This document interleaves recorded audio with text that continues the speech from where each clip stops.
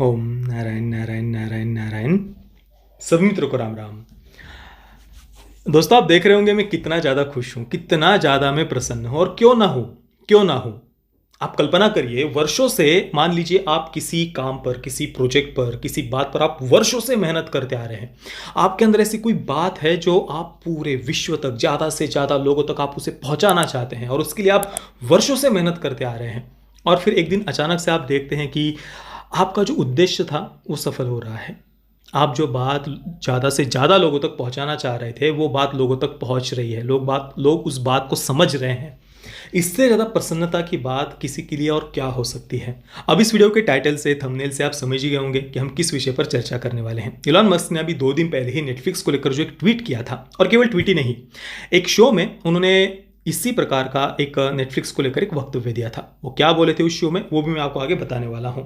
तो इसी बारे में हम चर्चा करने वाले हैं। अब आप सभी मित्र जानते ही है कि जब से हमने ये चैनल शुरू किया है, मैंने शुरुआत से ही केवल नेटफ्लिक्स ही नहीं, फिल्म इंडस्ट्री के माध्यम से, एंटरटेनमेंट इंडस्ट्री के माध्यम से ये किस प्रकार से ये जो वोकिज्म का वायरस है ना, वो कैसे स्प्रेड किया जा रहा है, उस कारण से कैसी जनरेशन्स की जनरेशन्स बर्बाद हो रही है।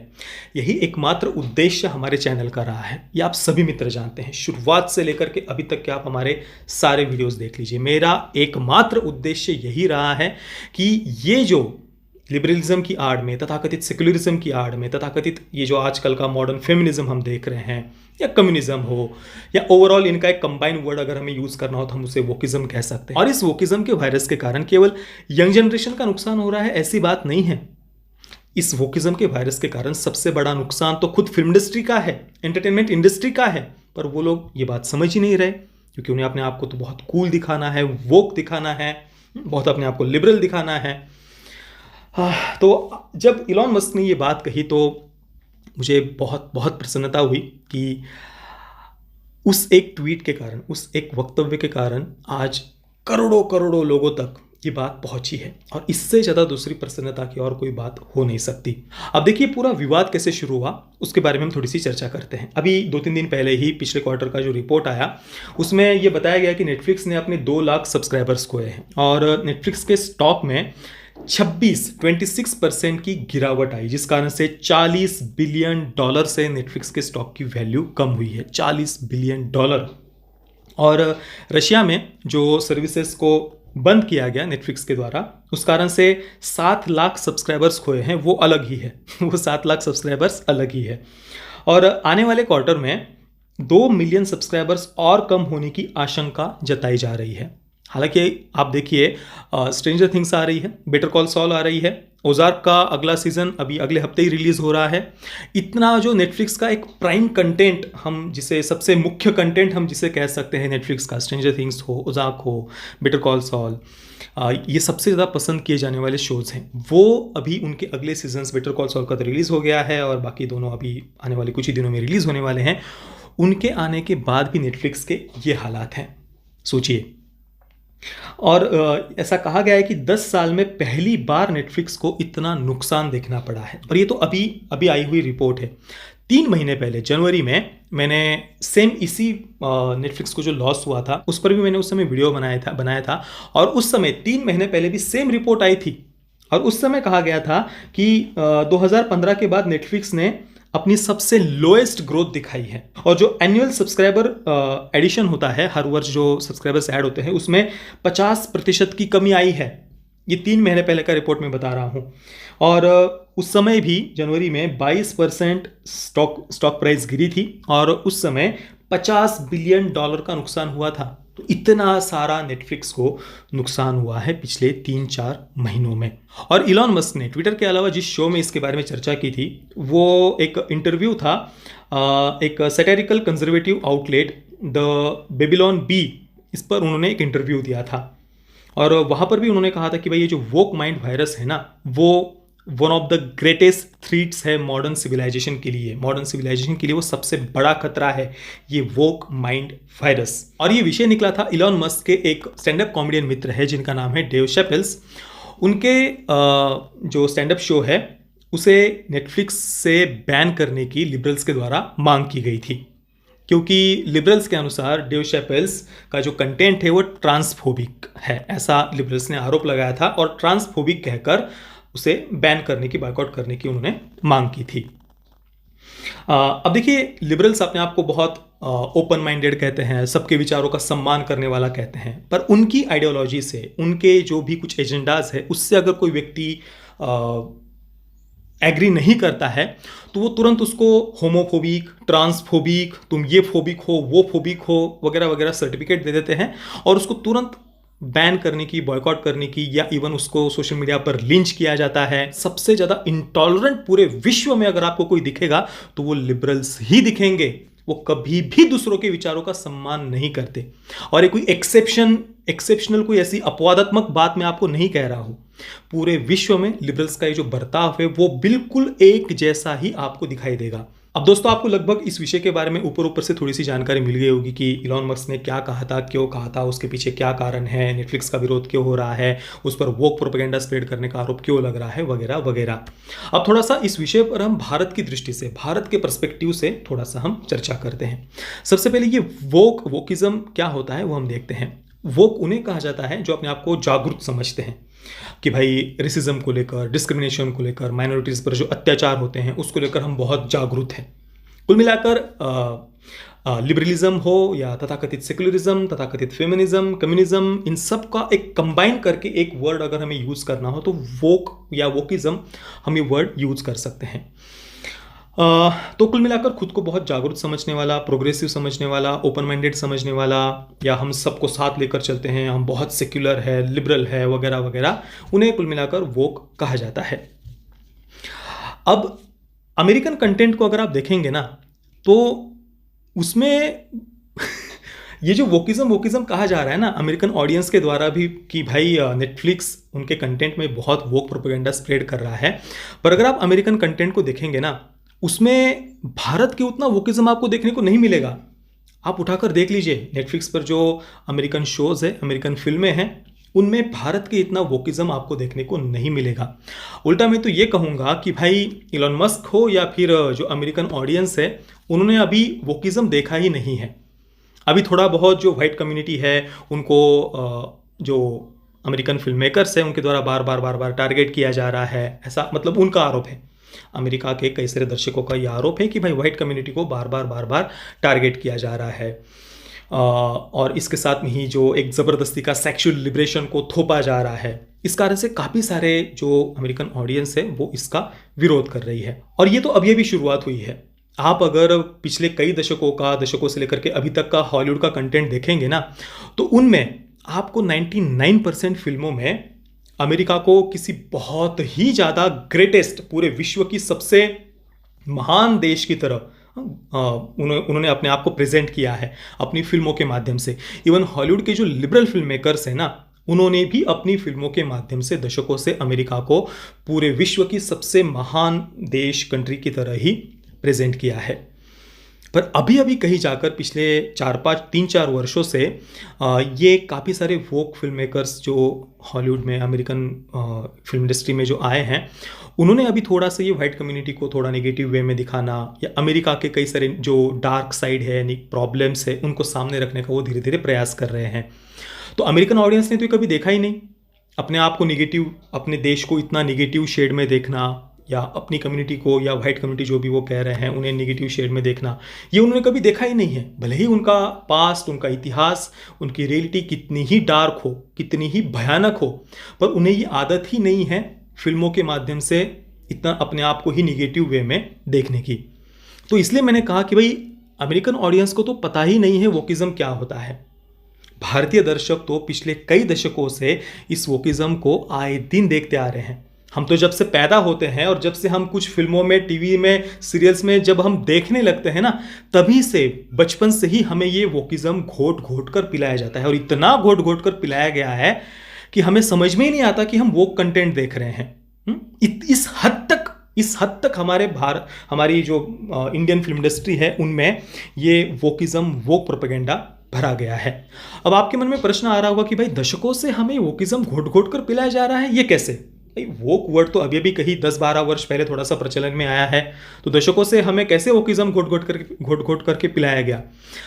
अब देखिए वोकिज्म का जो डिफिनेशन है कि भाई जो डिस्क्रिमिनेशन है, माइनॉरिटी को लेकर जो डिस्क्रिमिनेशन होता है, रेसिज्म आदि जो मुद्दे हैं उनको लेकर जो जागरूक है जो व्यक्ति, उसे वोक कहा जाता है। अब देखिए भारत को अगर आप देखेंगे तो पूरे विश्व में भारत ही एकमात्र ऐसा देश है जहां पर सभी प्रकार के जो अल्पसंख्यक वर्ग है, समुदाय हैं, वे सबसे ज़्यादा सुखी और सम्मानित जीवन जीते हैं। पूरे विश्व में आप उठाकर देख लीजिए, इवन अमेरिका में भी जो माइनॉरिटीज़ है उन पर होने वाले जो अन्याय है, अत्याचार है, हमले हैं, वो हम आए दिन देखते हैं, सुनते हैं। भारत में अगर आप देखेंगे तो भारत में पूरे विश्व में भारत एकमात्र ऐसा देश है जहाँ पर सभी प्रकार की जो माइनॉरिटीज़ है, अल्पसंख्यक समाज है, वो सबसे ज़्यादा सुखी एवं सम्मानित है। और ये अभी से नहीं, हज़ारों वर्षों का हमारा इतिहास उठाकर, सैकड़ों वर्षों का हमारा इतिहास उठाकर आप देख लीजिए, पूरे विश्व में जिन जिन पर भी अन्याय अत्याचार हुए हैं उन सभी अल्पसंख्यक समुदायों को भारत ने शरण दी है, चाहे वो पारसी हो, यहूदी हो, और ये हमारा सैकड़ों वर्षों का इतिहास रहा है। पर फिर भी आप देखिए, दशकों से हमारी फिल्मों के माध्यम से हमें यही बताया गया कि भाई भारत तो बहुत इंटॉलरेंट कंट्री है, असहिष्णु देश है भारत, यहाँ पर तो केवल और केवल माइनॉरिटीज़ पर अत्याचार होता है। तो ये जो एक राजनीति है ना, माइनॉरिटी अपीजमेंट की, अल्पसंख्यक तुष्टीकरण की जो राजनीति है, वो तो हम दशकों से हमारी फिल्मों में देखते आ रहे हैं। हॉलीवुड का कंटेंट आप उठाकर देख लीजिए, उसमें अमेरिका को इस प्रकार से क्रिटिसाइज किया जाने वाला कंटेंट आपको नहीं देखने को मिलेगा। अभी जिस कंटेंट को अमेरिकन ऑडियंस वोक वोक वोक वोक कहकर चिल्ला रही है ना, वो काहे का वोकिज्म, उससे 1000 गुना वोकिज्म तो हमने दशकों पहले देखा हुआ है हमारी फिल्मों में। जबकि भारत का इतिहास, हमारा पास्ट पूरे विश्व की अपेक्षा पूरी तरीके से अलग है। हमने हमारे हजारों वर्षों के इतिहास में किसी को गुलाम नहीं बनाया, वेस्टर्न कंट्रीज की तरह, यूरोपियन कंट्रीज की तरह। हमने हथियार बेचकर अपने देश को बड़ा नहीं किया है। हमने मेहनत से, पुरुषार्थ से हम आगे बढ़े हैं, और आज हमारी ही मेहनत और पुरुषार्थ के कारण विश्व की सबसे उभरती हुई अर्थव्यवस्था है हम हथियार बेचकर ऊपर नहीं आए हैं, या किसी को गुलाम बनाकर किसी दूसरे देशों से लूटी हुई संपत्ति से हम ऊपर नहीं उठे हैं, जैसा कि ज़्यादातर वेस्टर्न यूरोपियन कंट्रीज का इतिहास रहा है। पर फिर भी दशकों से हमारे ही देश के फिल्म मेकर्स ने हमारे अंदर एक आत्मग्लानि की भावना भरी है हमारी ही फिल्मों के माध्यम से। दूसरी तरफ हॉलीवुड का कंटेंट आप उठाकर देख लीजिए, उनका इतिहास इतना भयानक रहा है, स्लेवरी से भरा हुआ उनका इतिहास रहा है। ब्लैक कम्युनिटी को किस प्रकार से उन्होंने गुलाम बनाया, वहाँ पर उन पर कितने अत्याचार हुए हैं, पर फिर भी आज भी वहाँ पर गवर्नमेंट के द्वारा, वहाँ की सरकार के द्वारा उन्हें किसी प्रकार के सुविधाएं या किसी प्रकार की उनके लिए कोई स्कीम्स आदि नहीं है, किसी भी प्रकार की नहीं है। पर फिर भी आज अमेरिकन जो ऑडियंस है वो अपने ही देश का ये जो डार्क पास्ट रहा है या जो डार्क साइड है वो थोड़ा सा भी 1% भी नहीं देख पा रही। थोड़ा सा आज वहाँ पर दिखाया जा रहा है तो उसको वोक कंटेंट कह रहे हैं। मैं कोई गलत नहीं कह रहा हूँ, मतलब मैं यहाँ पर कोई अमेरिका की जो कंजर्वेटिव्स है या लिबरल्स है किसी की भी साइड में यहाँ पर नहीं ले रहा हूँ। मैं बस ये कह रहा हूँ कि भाई अमेरिका में जिस कंटेंट को आज वोक कंटेंट कहा जा रहा है ना, उससे 1000 गुना ज़्यादा वोक कंटेंट हमने दशकों से देखा हुआ है। हमारे ही देश के फिल्म मेकर्स ने हमारे अंदर बस आत्मग्लानि की भावना भरी है।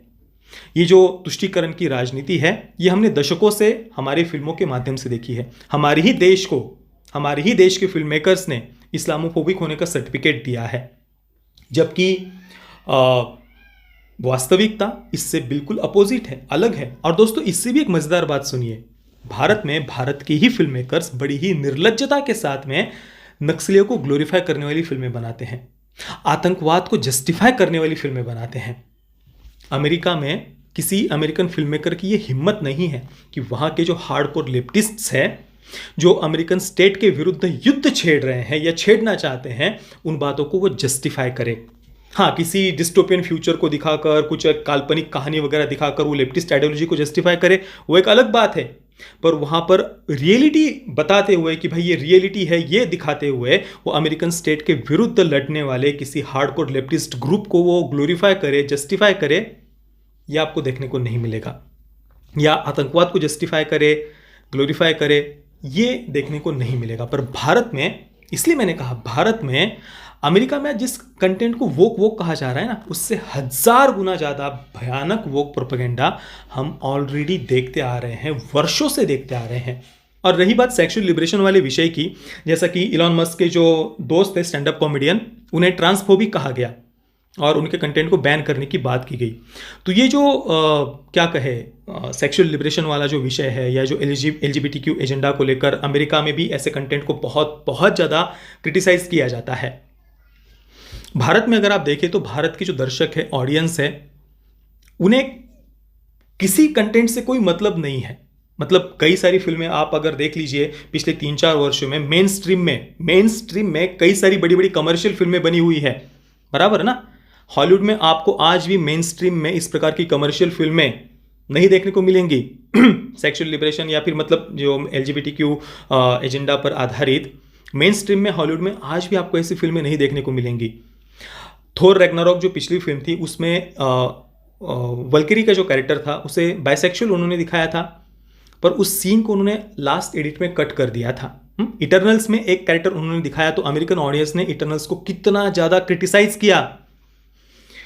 तो आज भी वहाँ की मेन स्ट्रीम फिल्मों में वहाँ के फिल्म मेकर से दिखाने की हिम्मत नहीं करते, क्योंकि उन्हें पता है वहाँ की ऑडियंस ऐसे कंटेंट को तुरंत वहीं पर रिजेक्ट कर देगी, क्योंकि वहाँ की ऑडियंस ये सारी बातें समझती है।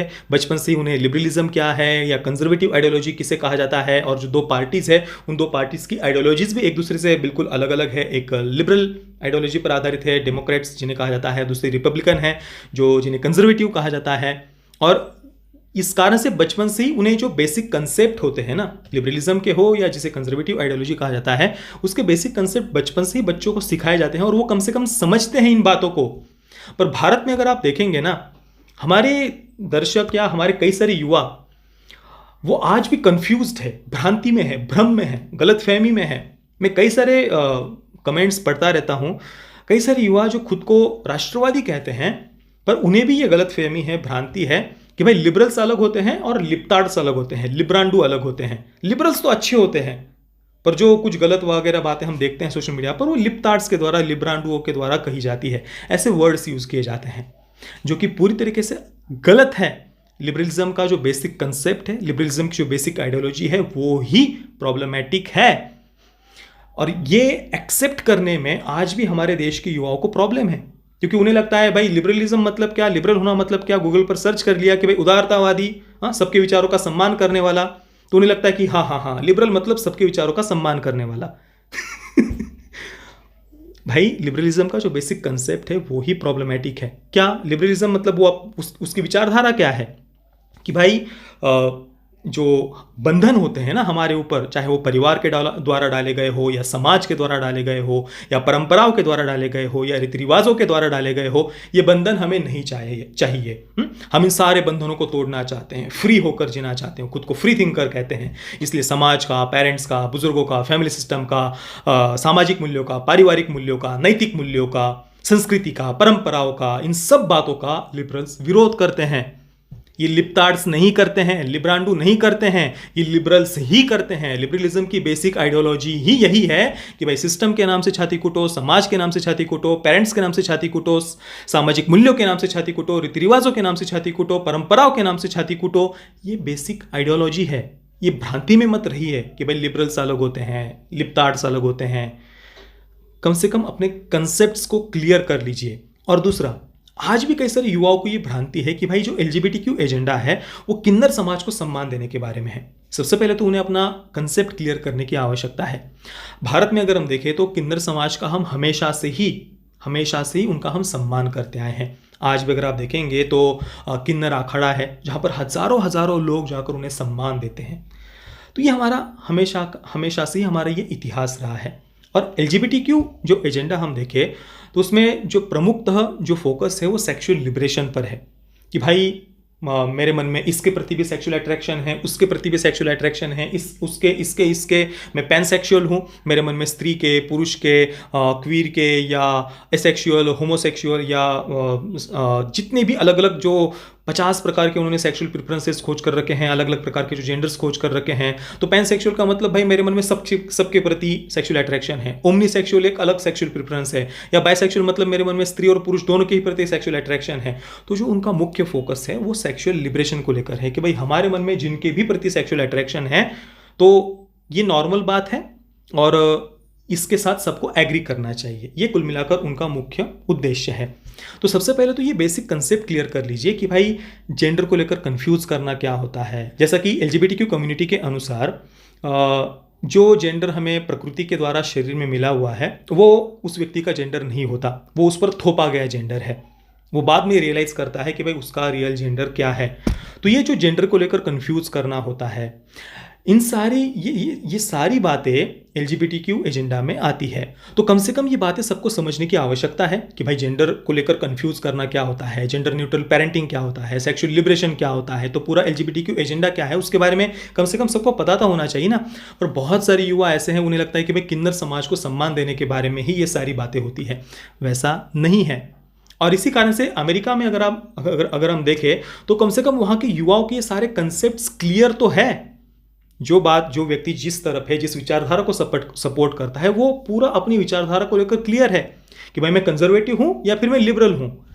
ये नहीं कि भाई हाँ लिबरल्स अलग होते हैं, लिप्तार्ड्स अलग होते हैं, लिब्रांडू अलग होते हैं। ये कन्फ्यूजन कम से कम उनके मन में नहीं है। और इसी कारण से थोड़ा सा भी किसी फिल्म में अगर वो प्रोपेगेंडा उन्हें दिखता है तो वो तुरंत उसका वहां पर विरोध करने वाले भी लोग हैं। पर हमने बचपन से इतना ये बातें, ये वोकिज्म हमारे दिमाग में घोल घोल कर ये डाला गया है कि इतना भयानक, अमेरिकन कंटेंट की अपेक्षा 1000 गुना ज़्यादा भयानक वो प्रोपेगेंडा हमें दिखाया जा रहा है, हम देख रहे हैं, चाहे वो ओटीटी प्लेटफॉर्म्स हो या फिल्मों के माध्यम से हो, पर फिर भी वो हमें बिल्कुल नॉर्मल लगता है। दोस्तों एक और बहुत महत्वपूर्ण बात आखिर में मैं कहना चाहता हूँ। अब ये जो भी है, जैसे सेक्सुअल लिबरेशन हो गया या फिर जेंडर को लेकर एक कन्फ्यूजन क्रिएट करना, जेंडर न्यूट्रल पेरेंटिंग, ये जो भी बातें हैं जो एलजीबीटीक्यू एजेंडा में आती है, ठीक है, जिन्हें इन बातों से एग्री करना है वो एग्री करे, खुशी खुशी उस लाइफस्टाइल के अनुसार जिए, किसी को प्रॉब्लम नहीं है।